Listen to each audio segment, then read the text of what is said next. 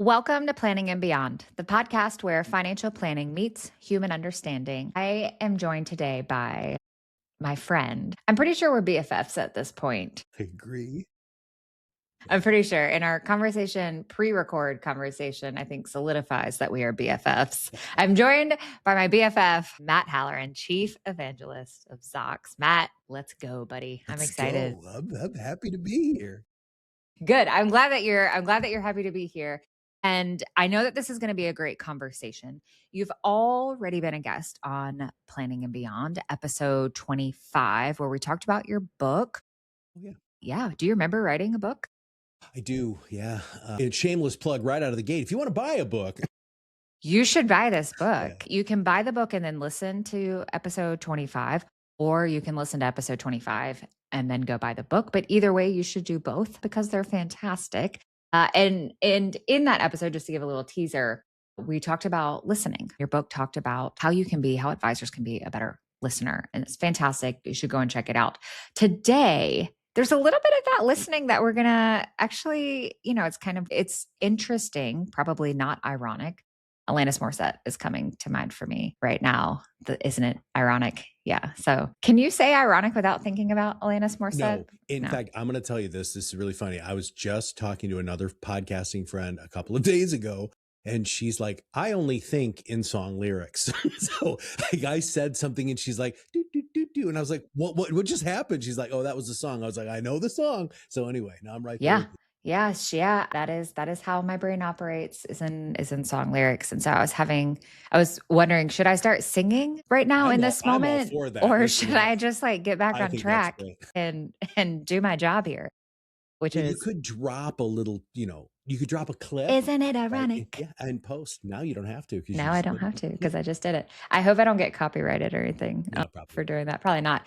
So today, Matt, let's have a conversation. You in your newer role as chief evangelist at Zocks, you have been on this mission that I've been watching around how to have a better practice, how to be a better human, and how that can support that. And I really love that because one, it just goes hand in hand with what we talk about here on the show. And so if you're game for it, I want to dive into all of those things. Let's maybe just start kind of high level. I kind of like to take like the 30,000 foot like overview, right? Like first, and then we can just dive straight in, like helicopter landing onto like the football field. Let's talk a little bit about just what you're seeing practice management wise, maybe why this is kind of your mission too, where this like came from around having a better practice, being a better human, and how AI can support that. I'm going to shut up and let you just kind of take the reins here. So this is actually it's very weird,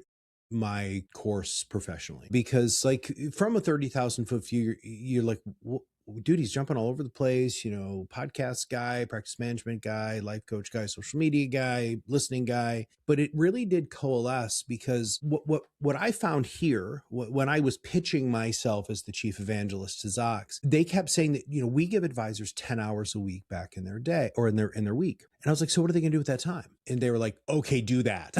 Right. And so my whole thing, since I've been here about a little over 6 months now, has really been trying to create as much content as I can, doing as many interviews as I can to really flesh that out. Because here's the deal. I wrote my first article in Horse's Mouth in 2007. And I have it over there. And it was about the human connection. So I came from my background, for those of you who don't know, I was a therapist before I got into financial services as a consultant. And I was actually hired as a life coach for financial advisors for a company called Peak, which is now Carson Consulting. So I was their life coach for quite a while, actually. Even that but advisors' lives is totally neglected in the practice management world. Actually, it drives me crazy. And so Kitces came out with a thing a little while ago that said 70% of advisors' time is spent doing non-client facing things. And so now we're solving that. We're getting that to like 20%. Just so you know, we're actually statistically able to prove that through research in very large organizations that we're really reducing that amount of what we call invisible work. So what are they going to do? Well, I'm going to digress for a moment because I'm going to do that through the show. I was just at the Wealth Management Edge conference, which if you're a financial advisor, that's one that should be on your list. Unbelievable content, unbelievable networking. And I was sitting next to this rather young guy. And he was a young guy, right? And so he was, beating his chest. I'm so smart and so strong and everything like that. And I said, do you have a therapist? And he's like, what?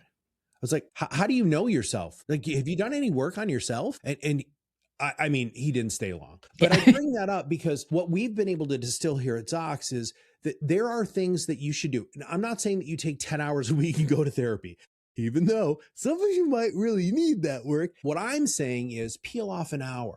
And I'm not saying maybe you don't have to go to the therapist. Maybe you get a life coach. Maybe you get a spiritual director. Maybe you get a nutritionist. Maybe you get a physical trainer. Maybe you become a better husband, a better wife, a better son. Whatever. Work on yourself. You're given a gift. And I believe this to my core that AI is the biggest revolution in financial services since modern portfolio theory. And what it's giving you back is one of the things that you can ever make more of, which is time. Yeah. Yeah. It's so true. It's so true. Okay. So AI is here to stay. I hope everyone that's listening knows what AI is. I don't think we need to break that down. I think my assumption, right, is Well, that we actually, all. hold on. Because here's the funny thing. I hate that it's called artificial intelligence. I think it's Say wrong. more. Right. So I think it should be called augmented intelligence because especially when you're working with a system like what we built or ChatGPT, OpenAI, Claude, whatever you're using, right? It's kind of like putting on your super suit. It just makes you stronger, smarter, faster, better because that's what it's meant to do. It's not the solution to everything. Like this AI slop that's out there actually drives me nuts. These people who are just like creating these really great memes. I mean, come on, dude. You know AI built that and they suck in their spelling errors, contextual issues, but they're not compliant, but whatever, right? So I really believe that it's an augmentation. I think that's what they wanted it to be, but now people are just getting really, really super lazy with it. But what you said is 100%. First off, it's in almost everything, even if you don't know it. Very true. And if you know how to use it, I believe you can have a better practice and So let's maybe talk kind of from there. What are you seeing as far as how advisors are using it in a way that is giving them more time or helping them to be a better human? one of the most frustrating things that used to happen to me as a therapist was note taking. Listen, we will be here for hours. I just got triggered. Yeah. Yeah. And I have found a lot of it probably doesn't surprise you, a lot of my friends are therapists, mostly because I need it. But two, I like hanging out with people who are wildly insightful and want to have deep conversations, and therapists really tick those boxes. And I brought it up to them. I was like, hey, so if you like had this thing in the background that took notes, and most of them said, well, I wouldn't stop taking notes. I just wouldn't have to take such feverish notes. So I'm afraid I'm going to miss something. And this is what happened to me when I was a therapist was I'd write something down and I missed what they said because I was freaking writing it down. And so that's a huge piece. So note taking is the foundation of what the team's built here at Zocks. But once you have those notes, what we do is we create structured data. And that structured data then can be applied in lots of different ways. Like we have 2 integrations. So you have your wealth.com, you've got your e-money, you've got your right capital, you've got your CRM. So Ashley, you're a client of mine, which you wouldn't be because I would be a terrible financial advisor. We've had that discussion privately before, but so I'm your financial advisor. We're having conversations. After the conversation, it structures the data. We don't record anything. So it's live transcription, big difference between us and some of the other people. And then what happens is it pumps out this summary. And then it will say, hey, Ashley said she's having 7 more children. She bought 3 more houses. She inherited $8 million. She won 3 lotteries and she wants to give $7 million to dogs in need. Okay. It will Sounds like say, Ashley. yeah, that's not bad. Do you want to update Right Capital? Do you want to update your financial plan? Do you need to update your wealth.com, your estate plan? She just said that she's adopting children. We should have the names of those children she named. And now those are in your CRM from one conversation. So what that does for advisors is that helps them prep. And that's the other thing I wish I had as a therapist, sister. Could you imagine being able to walk into your client meeting and it's like, oh, damn, this is what we talked about. This was the things I told that, Instead of my large paper file, yep. And with the binder clips that would somehow, yes. Okay. Yes. And so now advisors are able to be way more prepared, which I believe, and this is really why it's, beyond the plan, is they can be more present, right? what we're hearing from our clients, and I'm going to be fully transparent here. I'm hearing this from people who are using note takers specifically, not necessarily just Zocks, that it just relieves so much pressure and stress that when they're walking in, they're like, oh my God, God, if I don't say this, or my God, I can't remember who's that person, that we all have that experience. They're walking in with a level of calm, a level of confidence that changes the conversation. And here's the deal. We're finding that it increases referrals because people are like, Oh, man, Ashley was like zoned in and she remembered my seventh dog's sister's name. That's the sort of stuff. And I love, I'm going to tell you a story. You know that I do this. So you can tell me stop whenever you I want. like all your stories. So this is my favorite one, and it's from a guy named Rex here. So Rex is one of our top salespeople. Love this guy. He's really, really good at his job. And I was watching him present at one of the conferences, and he told this story. It has now gone down in history as the chicken story, and I have now stolen it because I have chickens, so I have an affinity. Yes, you have to. So this woman was taking over from the primary advisor. So she was his succession plan, and she was meeting for the first time alone with their biggest client. And he walked in and he was distraught, right? And she was like, what's going on, Jim? You look distraught. And he's like, my daughter, and he named his daughter, her favorite chicken's in the hospital, and named the chicken. Okay. And so the advisor was like, wow, okay. I'm sorry. She was great, right? I'm sorry, Yeah. oh my gosh, I hope the chicken's okay. I hope your daughter's okay. And then they got to business, right? But Zocks picked up, because of the tone of his voice, Zocks picked up that was an important thing, because as well as I do, the first thing they say to you in therapy, or the first thing they say to you in the client meeting, is the most important thing to them at the time. And so Zocks suggested as a recommended task, to send the daughter with the name a care package for the chicken. I'm going to cry. So she's like, I'm going to give it a shot. And so she went ahead, and their chicken care packages, just so everybody knows, she sent to the daughter, got the daughter's address, got the name of the chicken, sent a chicken care package. Dad called right after the back. I can't believe you did that for my daughter. I didn't even think that you remembered that.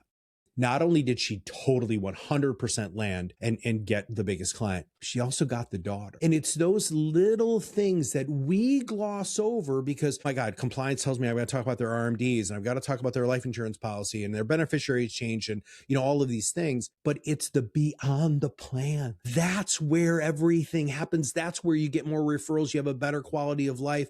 Your clients are happier, and you're happier as an advisor. What's coming up for me as I'm listening is a quote. And I know that you've heard this, and it's true. It's true in, I think, just life. It's really just true in every relationship, but particularly for industries like, finances, even in mental health. And the saying, the quote is, people don't care how much you know until they know how much you care. Right. And so what's coming up for me is that quote, and how AI helps you to be more human. Like, that is the perfect example of that, right? Because it allows, in the story, right, the advisor to connect like human to human, right, through the assistance of AI, but show, that level of humanness. And that is a memory that client will have forever. If we're going back to Sandlot, right? Right here, having a Sandlot moment. Forever. That is a memory that client will have forever. I want to talk a little bit about a little bit more, right? Kind of about this idea of being human, right? In a meeting, because what you're saying here reigns so true for me. I know I said I got triggered, writing notes. When I was in my practicum. So for those that don't know, a practicum is when you're in graduate school and you're learning how to be a therapist. Think of it maybe like an internship, if you will. Very similar to that. But we had in our program, old school one-way mirror. One-way mirror with the phone that sat in between you and your co-therapist and the rest of your practicum team and practicum instructor in the back watching, definitely eating popcorn for sure. And I remember we were meeting my co-therapist. Her name was Ashley as well. That wasn't confusing. We were in a couples meeting, and I was taking notes. And I remember the phone rang, and I used to get excited when the phone rang because I liked feedback. I know I was weird in that way. And I remember my practicum instructor, she said, put the pin down. That was all she said. That's all she said. And I was like, oh, but like there were so many things like going through my head. Like, what if I miss this? And what if I miss that? And she just said, put the pen down and just be with them. And I put the phone down. Of course, I'm going to do what she says. She's grading me. I put the pen down and I was there. I was just listening. I was present.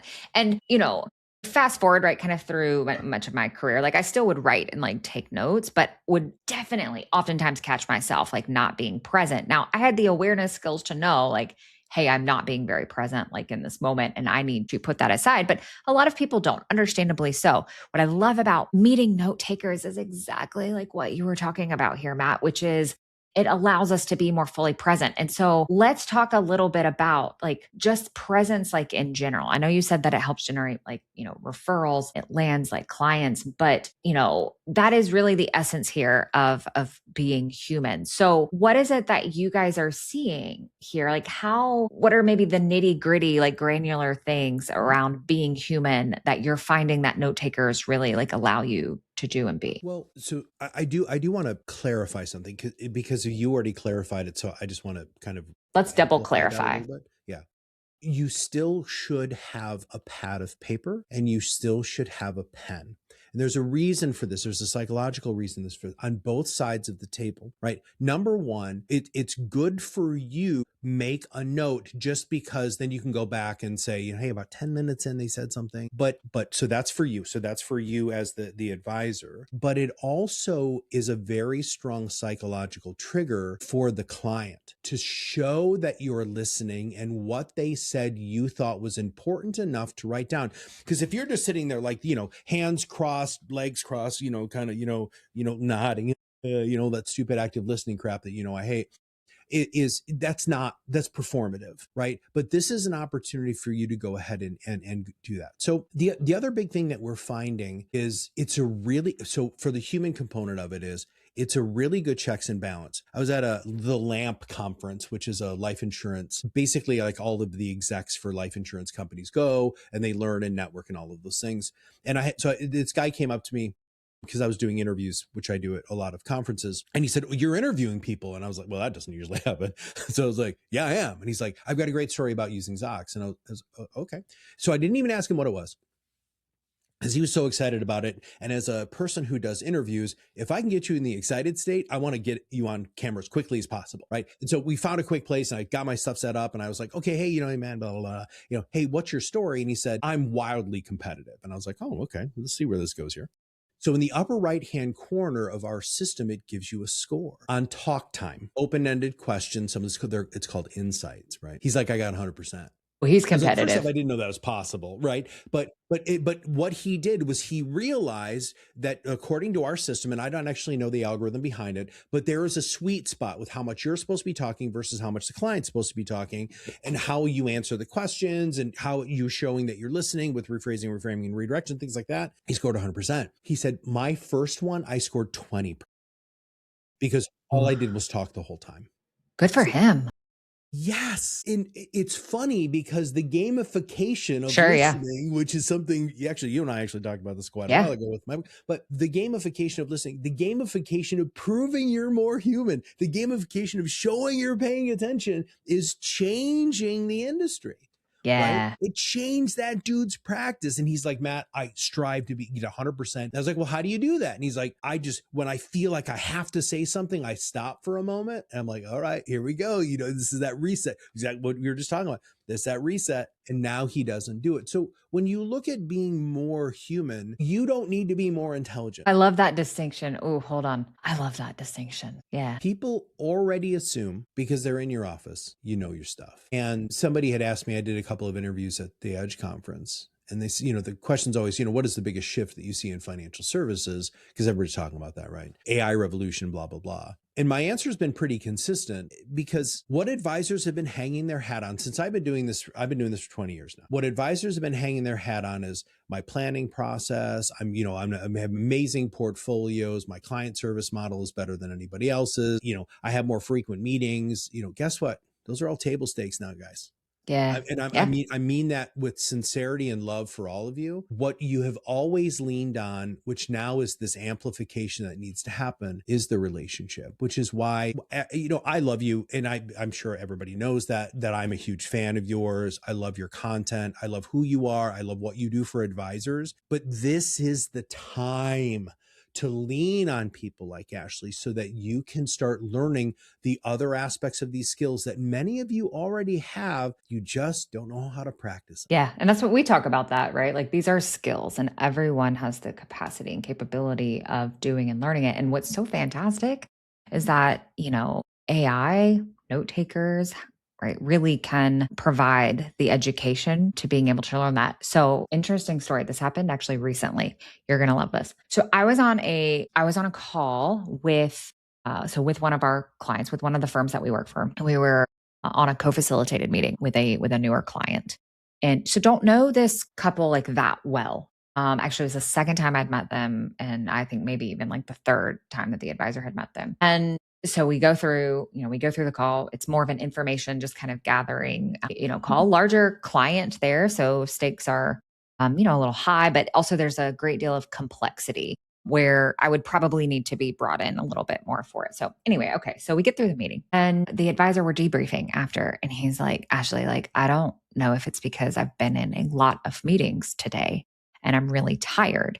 He said, but you remember when, this client like said like this and this, like, I don't know how did you take that? And what did they say exactly? Because I don't know if I'm just a little tired, but like I might be misinterpreting like what they were saying. And I was like, ooh, here's how I was taking that. But we need to go back and just check the transcript for exact like verbiage here. But also then we just talked about that, like, hey, you're tired. And this is so great to have like a note taker to lean back on, to kind of give that feedback because, and I remember this, there were often times, Matt, when I would be meeting with clients and because of my own stuff, right? Whatever was going on for me, like that day, I was exhausted. I was tired. I was a little moody, or maybe I was feeling really great, or this part of me for fixing, right? That writing rate was really strong.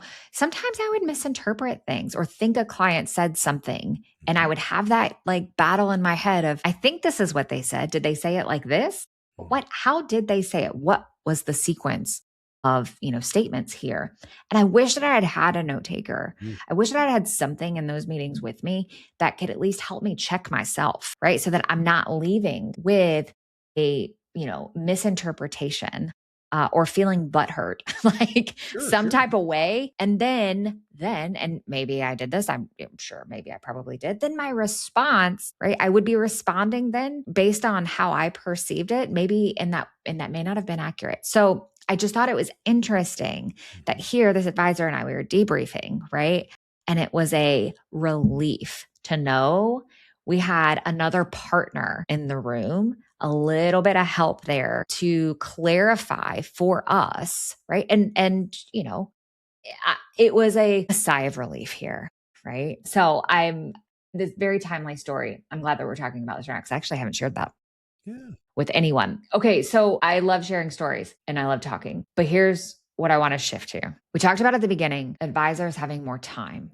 Like you said that, and it was like ooh, I like that. What do we do with that time? How do we, and you talked about, going to therapy or just doing other things, getting a nutritionist, lots and lots of other things. Let's talk a little bit about when we have more time, how we can utilize that. How can advisors, what are you seeing that advisors who are, getting more time back, like what are they doing that's helpful for them? Because I would imagine there's a trap. There's a trap. Yeah. And that trap, I think, is probably not helpful, not helping them to be more human. Yeah, it's very, very interesting. Two shameless plugs. Our podcast is called Better Practice, Better Life, Human First with AI. And that's the whole goal of the show, is to interview financial services professionals and people in the industry to not only talk about what they've done with this time they've gotten back, but also me bringing people to advisors who specialize in either helping them figure out what to do or giving them stuff to do. So that's what it is. But my new keynote speech is called AI is not the problem, change is.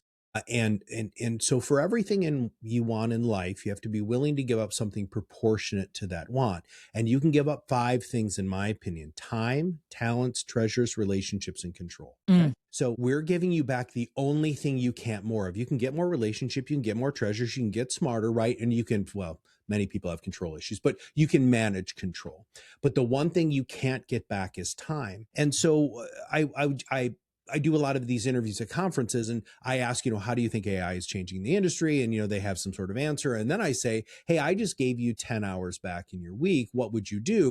And it's a very, very difficult answer for people to have, because some people are like, I'd prospect more. Okay, really, dude? Seriously? Okay, so here's the deal. In financial services, and Ashley, we both deal with this a lot, because you and I have existed in the world of gray. That's where we live, I right? like We gray. don't live in the world of black and white. We live, and this is a musical lyric by a band named Live, we live in the beauty of gray. Look it up if you don't know what it is. So advisors will think, I've got 10 hours a week. I've got to spend 10 hours, prospecting more. I've got to spend 10 hours researching. I've got to spend, no. That's my whole challenge, is peel off one. So we're giving your office a week of time back every month. And that, by, just so you know, that's on the low end. We actually have RFG Advisory is a big client of ours. And I talked to Shannon Spotswood a little while ago, and she said, Matt, it's more like 12 to 14 hours.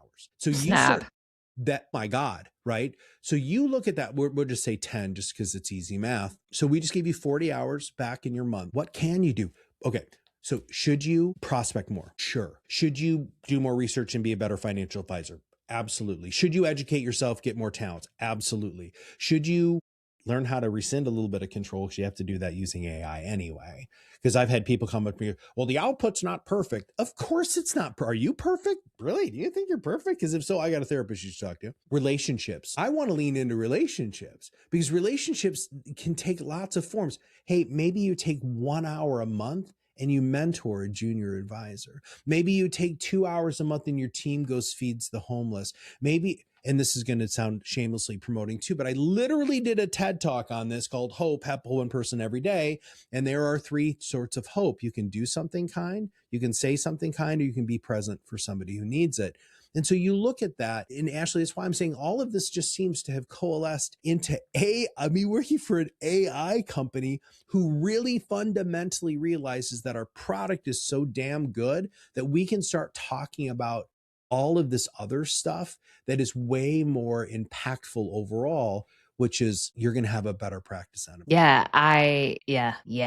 Yeah. I am hopeful that for those that are listening, that are using, well, we all know that everyone's using AI to some, as you said, AI is everywhere in some form or fashion, but intentionally using it and, receiving the benefit of time back. My hope would be is that advisors are using that to better the relationship with themselves. And those were fantastic examples like that you gave, right? There's some team building stuff, the mentoring, like those are all like really, really small ways, to do. I know for me, because I'm in a busier season of life right now with kids and like business, there's a selfish part of me that, I know it's not selfish, but there's a selfish part of me that's like, you know what? My walks would get a little bit longer during the day. Yeah. I would be out in the garden a lot more. I want dirty fingernails. Mm-hmm. That sounds That's awesome. Hell my yeah. poor husband. Yeah. I want to come in with dirty fingernails and feel like, like that's what I would want. I would want to learn. I'd want to learn more, about lots of things, right? But just to be able to take some of that and put back into myself, because so much of this job, here's what, maybe for those of you that are listening, maybe you already know this. I'm going to say it just in case it's not obvious or you don't know. So much of your work is about you bringing yourself to it. Like that is really the work here, is you bringing you like to it. And if you are not full, if you are not the best you, or even just okay, if you're just not like okay enough, the work starts to suffer. Right. And I think the breakdown, I'd love to hear actually your thoughts on this. I think the breakdown starts actually at the relational level. Mm-hmm.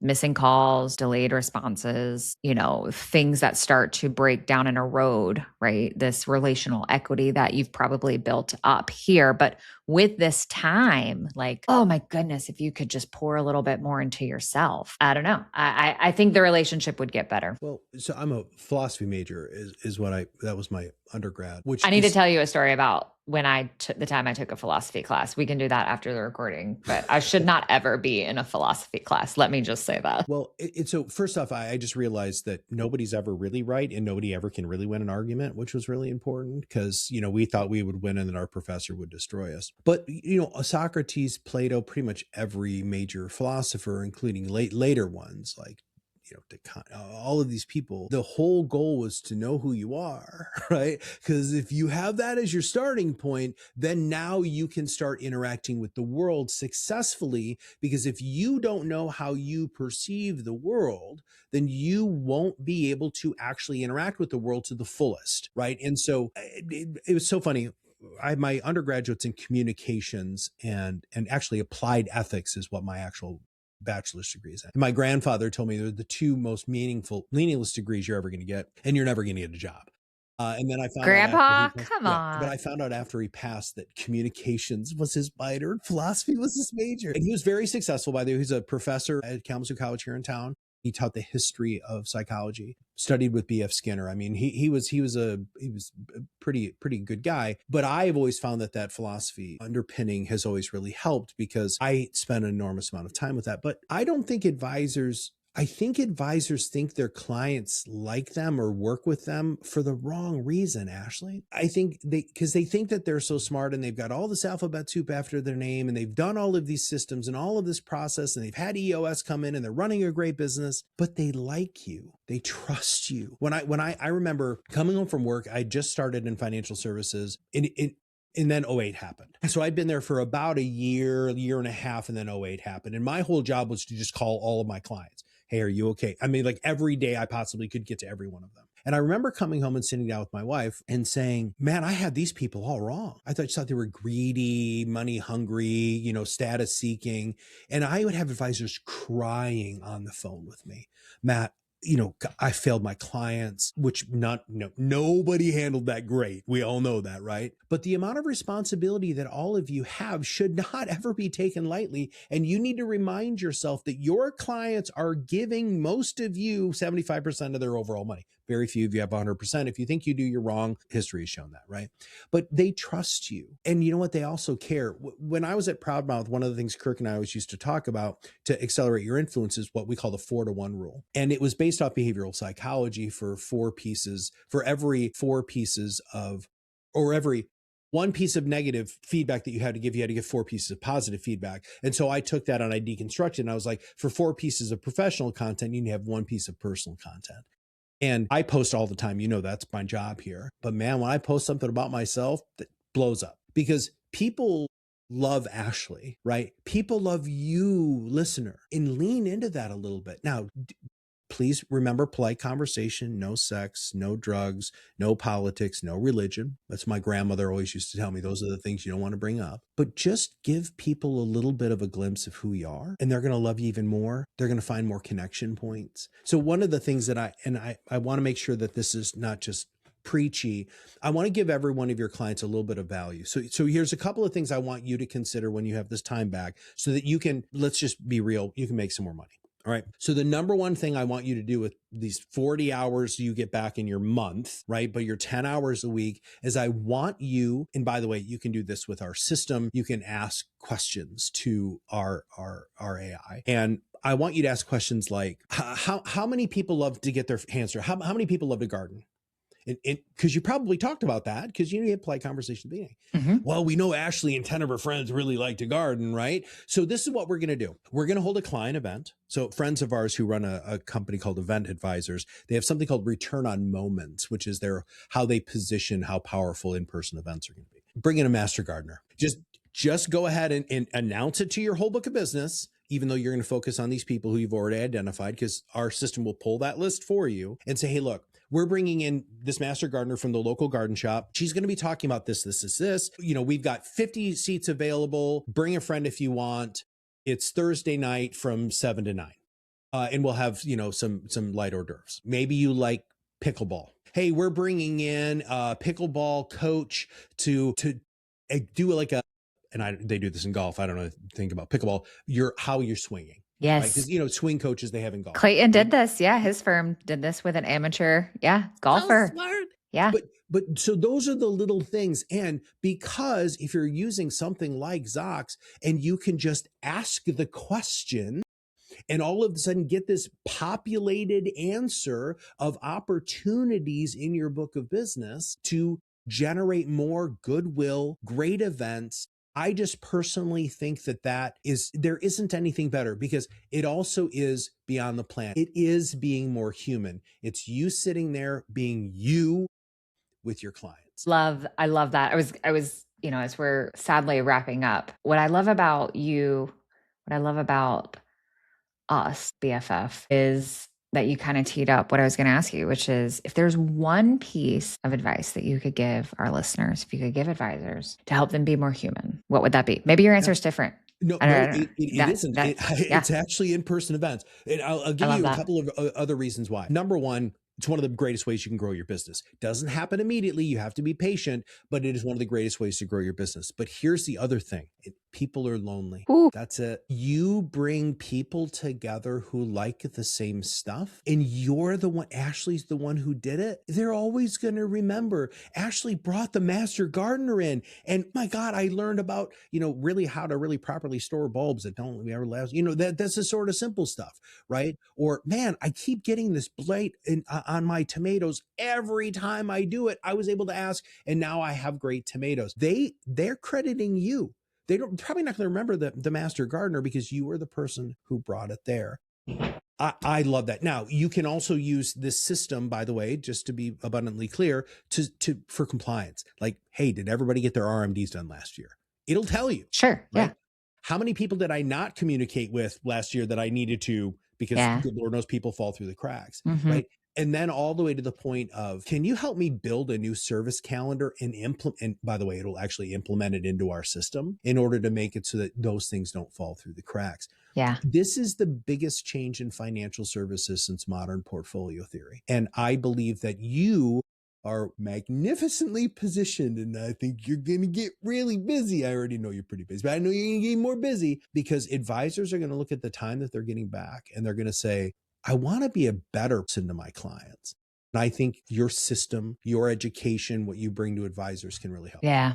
All of that is fantastic information, Matt. Thank you. Thank you so much for sharing all of your wisdom. If people want more Matt Halloran in their life, where can they find you? Where can they connect with you? I mean, LinkedIn really is the best place. I'm starting to experiment with Instagram a little bit more because like you're there and I know you're really active there. And I've got a couple of other my friends who are more active there. So I'm on almost every social media platform. My Facebook is personal, so you probably won't find me there, but LinkedIn is really it. So, and I'm also probably see you at conferences. Like if you heard the podcast and you want to chat, I'd love to have a conversation with you about this. But I live on LinkedIn. That's really a huge component of my job, a very large network there. And if I send you a connection request, I'm not ever going to try to sell you anything. I'm just trying to hopefully have you see that you can have a better practice and a better life. I know I sound like a broken record there, but Ashley, I've been talking about this for 20 freaking years. So love it. I love it. It reminds me of, if you're a Ted Lasso fan, the Roy Kent song, He's Here, He's There. He's every bleeping. Where? Matt Halloran. We'll be sure to include all of those links in the show notes there. Matt, thank you for coming on. Thank you for sharing all of your wisdom. And thank you to all of you for allowing Matt and I into your ears and into your mind today. It's a part of your week that you don't have to give us, but you're choosing to. And for that, we are both incredibly, incredibly grateful. If this conversation resonated with you, I think I speak for both Matt and I in saying that we'd love to keep the connection going. Matt listed where you can find him, where you can hang out with him. You can find me on LinkedIn as well, where I primarily hang out in other places too, but that is where I primarily hang out, sharing weekly insights on the human side of planning. And if you'd like a little bit more beyond the plan in your life, you can head over to our website and sign up for our monthly newsletter. And hey, while you're there, if you've been thinking, hey, I kind of want to be a better human and I want to be a better advisor, and I'd really like to know more about how I can do that and how I can work with Beyond the Plan, go ahead and click that Contact Us tab there. Send us a message. We would love to have a conversation with you. But more importantly, I mean, I guess all the things we've said is kind of important, but I think the most important thing here that you can do today is to follow the show Planning and Beyond. Follow it wherever you listen to your podcast so that you never miss a conversation like this one. All right, my friends, as you go out into your week, remember, finances don't have feelings, but your clients do. Until next time, keep planning, keep growing, and keep going beyond.